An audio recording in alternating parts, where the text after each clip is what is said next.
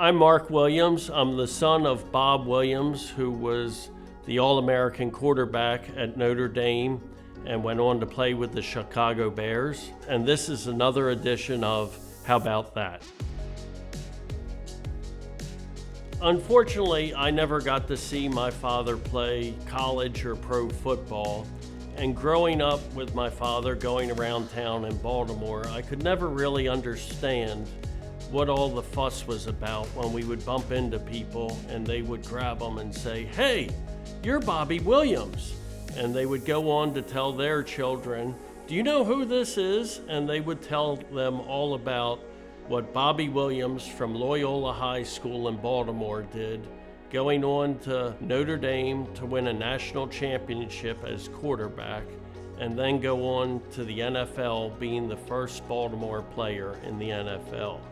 One story that stands out, again, he's a very young kid. They're playing Undefeated, University of North Carolina, and it's 0-0 in the second quarter.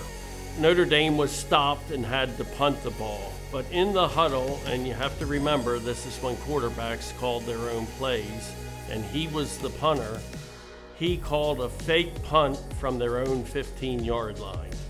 He told the receiver in the huddle, "If you drop this, we better both run out of this stadium because Leahy will have our heads." As it turned out, they got the first down and went on to win the game and the undefeated season and have the national championship. He went on to play with the Chicago Bears and played 2 years and then thought it was time to give up football because he had a wife and 4 children back in Baltimore. You have to remember, football players weren't making much at this time and usually had a second job to support the family. When he told Chicago this, they came up with the idea that they would trade him to the Baltimore Colts, and he said that would be great. At the same time, he was drafted to go into the Korean War. So he went to the Colts, but the deal was only if Chicago could get him out of his draft commitment. So he did practice with the Colts 6 to 8 weeks. They could not get him out of the commitment. He went into the Korean War, then came out for 1 more year with the Chicago Bears, and this time did retire for good.